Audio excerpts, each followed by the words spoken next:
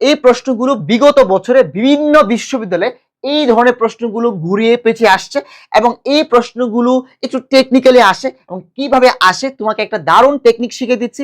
এই টেকনিকটা জানা থাকলে যেভাবে তোমাকে বিশ্ববিদ্যালয়ে ভর্তি পরীক্ষা প্রশ্ন করা হোক না কেন তোমাকে আটকানো অসম্ভব। দেখো এখানে বলা আছে যে ম্যাথমেটিক্স, তো এখানে মেইন প্রবলেমটা হয় কি জানো, এস দেখে আমরা অনেকে মনে করি ম্যাথমেটিক্স এটা তাহলে প্লুরাল হবে, কি হবে প্লুরাল হবে, এটা চিন্তা করে আমরা আর দাগায় ফেলি। বাট এইখানে তো সবথেকে বড় ভুলটা, তুই কি জানো ভাই ম্যাথমেটিক্স বলতে কি বোঝায়, গণিত। একটা গণিত কি একটা সাবজেক্টের নাম, গণিত কি একটা ভাইয়া একটি সাবজেক্ট, গণিত কি ভাইয়া একটি সাবজেক্ট, কয়টা সাবজেক্ট একটা সাবজেক্ট। এখন কোনো কিছু যদি একটা হয় কি হয়, একটা হয় আমরা কি বলি সিঙ্গেল, কি বলি ভাইয়া সিঙ্গেল। আর সিঙ্গেল থেকে আমরা কি বলি সিঙ্গুলার, কি বলি সিঙ্গুলার, কি বলি সিঙ্গেল থেকে আমরা কি বলি সিঙ্গুলার। আর সাবজেক্ট যদি সিঙ্গুলার হয়, সাবজেক্ট যদি কি হবে সিঙ্গুলার হয়, ভার্বও কি হয় ভার্বও হয় সিঙ্গুলার।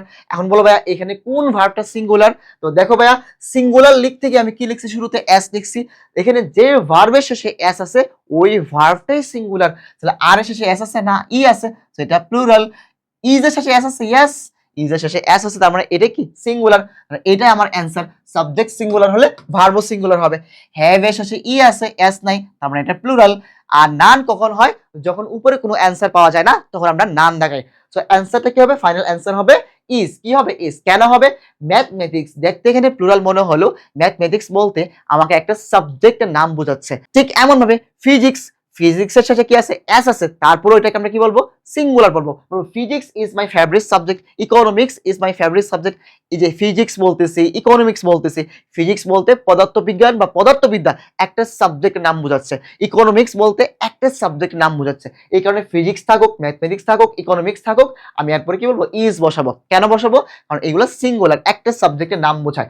এখন ভাইয়া তো শিখাই দিলেন, এখন তো বিশ্ববিদ্যালয়ে ভর্তি পরীক্ষা প্রশ্ন আসলে আমি এখন দারুণ অ্যান্সার করতে পারবো। যেহেতু দারুণ অ্যান্সার করতে পারবা সো তুমি ভিডিওটা পজ করে এই মুহূর্তে তুমি এটা অ্যান্সার করো, অ্যান্সার করার পরে ভাইয়ের সাথে মিলায় নাও। এখন তুমি সেম যে কাজটা করবে ভাইয়া যে ম্যাথমেটিক্স, এখন তুমি সেই ভুলটা করবো না।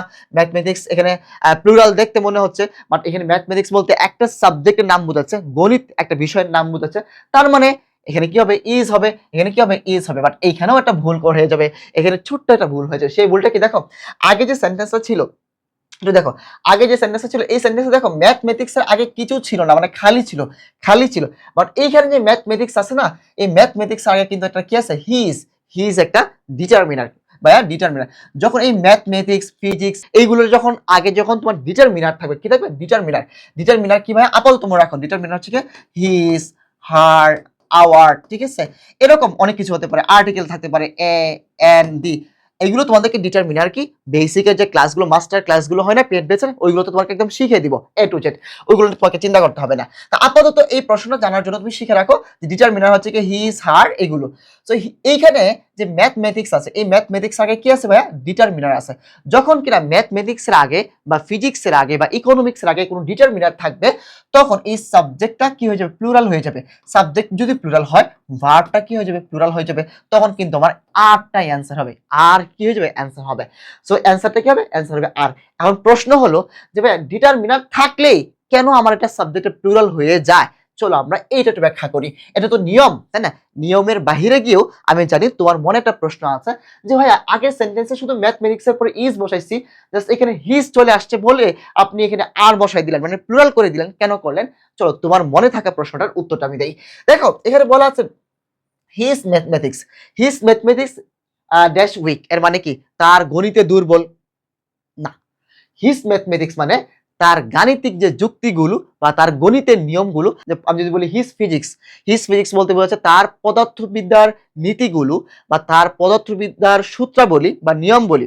আর আমরা জানি গণিতের কিছু নিয়ম থাকে সূত্র থাকে, পদার্থবিদ্যারও এরকম নিয়ম থাকে, তারপরে ইকোনমিক্স অর্থনীতিরও কি নিয়ম থাকে। এইখানে ধরো অ্যাডাম স্মিথের কথা যদি বলি, উনি অর্থনীতির অনেকগুলো নিয়ম দিচ্ছে, তো আমি বললাম তার অর্থনীতির নীতিগুলো ভালো না, আমি বললাম হিজ ইকোনমিক্স, তারপরে তার অর্থনীতির সূত্রগুলি বা তার অর্থনীতির নিয়মগুলো দুর্বল। তো এইখানে হিজ ম্যাথমেটিক্স বলতে বোঝাচ্ছে তার গাণিতিক যুক্তিগুলো বা তার গণিতের নিয়মগুলো বা তার গণিতের সূত্রাবলী, সূত্রাবলী বলি বা গণিতের নিয়মগুলো। তো গুলোগুলো হলে কি হয়, গুলোগুলো হলে প্লুরাল হয়, গুলোগুলো হলে কি হয় প্লুরাল হয়। তো গুলোগুলো হলে প্লুরাল হয়। আর এখন যদি বলি হিজ ফিজিক্স মানে তার পদার্থবিদ্যার সূত্রাবলী, তার পদার্থবিদ্যার নিয়মাবলী বা তার পদার্থবিদ্যার নিয়মগুলো। তো গুলো এখানে কি একটা নিয়ম, তার একটা নিয়ম নাকি অনেকগুলো নিয়ম? অনেকগুলো নিয়ম। এই কারণে আমার এখানে প্লুরাল হয়, এখানে আমার কি হয়? প্লুরাল হয়। সো একটা কনসেপ্ট যখন কিনা ম্যাথমেটিক্স, ফিজিক্স, ইকোনমিক্স এগুলায় কোনো ডিটারমিনার থাকবে না তখন সিঙ্গুলার ভার্ব, যখন কিনা ডিটারমিনার থাকবে তখন প্লুরাল ভার্ব। ঠিক আছে? এখন তুমি একটু মন থেকে একটা কথা বলো তো, ঠিক এইভাবে তোমাকে একদম বেসিক থেকে অ্যাডভান্স পর্যন্ত পড়ানো হলে তুমি বলো ঢাকা ইউনিভার্সিটিতে চান্স পাওয়া তোমার এখন সময়ের ব্যাপার না? সো আমি তোমাকে এভাবেই পড়াবো, আমি তোমাকে এভাবেই শিখাবো একদম বেসিক থেকে অ্যাডভান্স পর্যন্ত। তখন তোমার মনে হবে ভাইয়া বন্দুকের গুলি মিস হবে কিন্তু ডাবি মিস হবে না।